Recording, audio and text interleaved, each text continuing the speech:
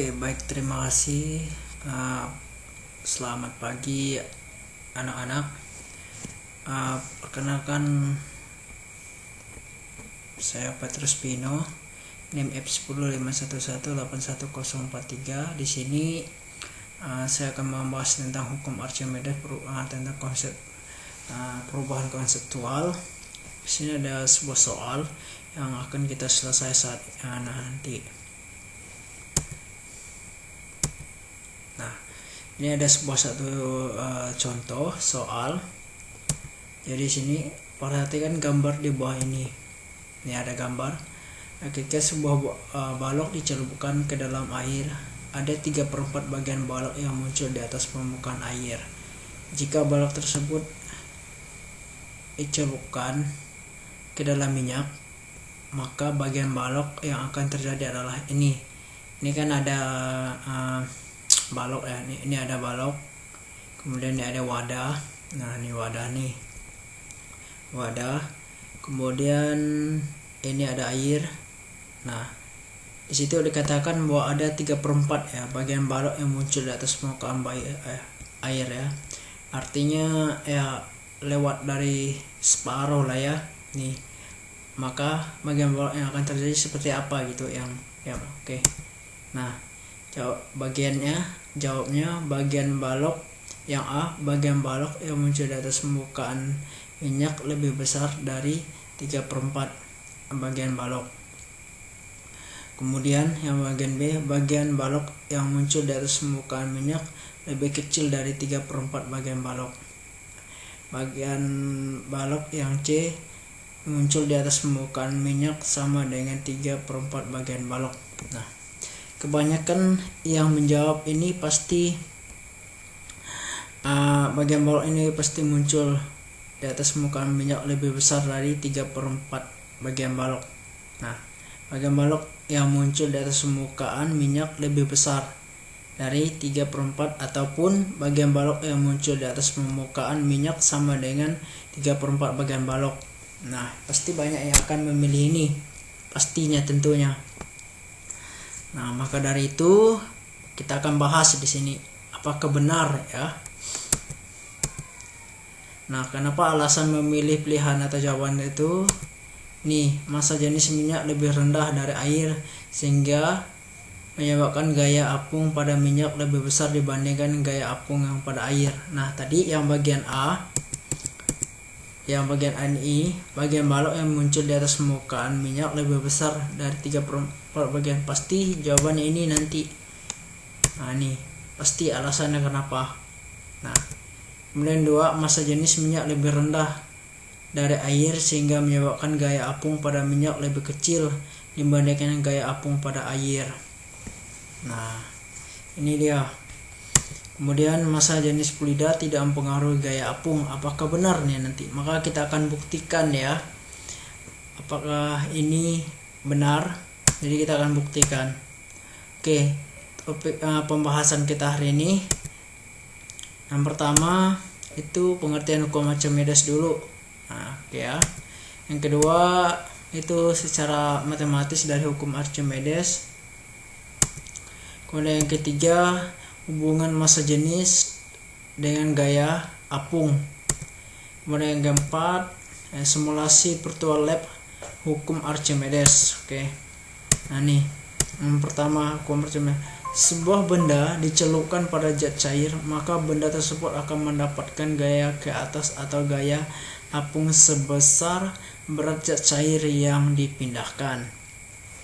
Nih ya. Nah, nih. Kemudian yang kedua, nah hubungan antara berat benda di udara nih W, kemudian dengan gaya ke atas ini FA, dan berat semu WS adalah nih WS sama dengan berat benda di udara dikurang dengan gaya ke atas, gaya angkatnya nih. Ini gaya angkatnya nih ya, nih gaya angkat. Kemudian keterangannya nih bisa dilihat ya. Nih besar gaya apung dirumuskan seperti ini. Ini FA pro air kemudian dikali dengan volume ya sama dengan percepatannya gravitasi bumi nih. Nah, ini tabelnya. Jadi jenis benda, massa jenis.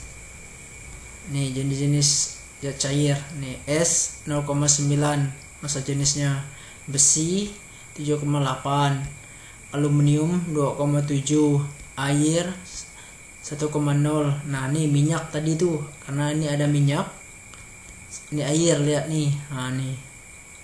Arti 0,8. Hubungan massa jenis kemudian dengan gaya apung. Nah, pada benda terapung, terdapat dua gaya, yaitu antara lain ini tadi ya, ada gaya angkat ke atas dan gaya berat udara. Nih, dalam keadaan seimbang maka W sama dengan nih berat benda di udara sama dengan gaya angkat ke atas. Nih, pro benda sama dengan volume benda. Nih sama dengan nih zat cairnya, pro benda zat cair, volume. Nah, ini jadi karena volume benda lebih besar dengan volume yang luas, maka nih massa zat cairnya ini lebih kecil. Nah, ini lihat benda terapung. Jadi gaya angkat ke atasnya itu lebih besar daripada berat bendanya nih, berat udaranya nih. Nah, ini kalau benda melayang, jadi gaya angkat ke atas sama dengan berat bendanya nih. Kalau benda tenggelam, jadi gaya angkat ke atasnya lebih kecil dari berat benda udaranya. Nah, pada benda terapung terdapat dua gaya, yaitu antara lain. Nah, ini ada dua gaya nih. Ada gaya angkat ke atas dan W-nya, yaitu beratnya. Dalam keadaan seimbang maka nih W sama dengan FA. Nah, ini yang tadi. Jadi ini rumusnya. Nah, maka dari itu jawaban yang kita pilih itu tadi ya, bisa dilihat nanti. Nah, ini dia benda terapung nih. Jadi dari soal tadi itu benda itu adalah ya, jadi gaya angkatnya itu lebih kecil daripada bendanya. Nih ya, nih gaya kalau benda terapung tuh gaya angkatnya lebih besar daripada benda. Nah, ini dia, bisa lihat nih gambar nih. Dia lebih besar nih. Jadi nah,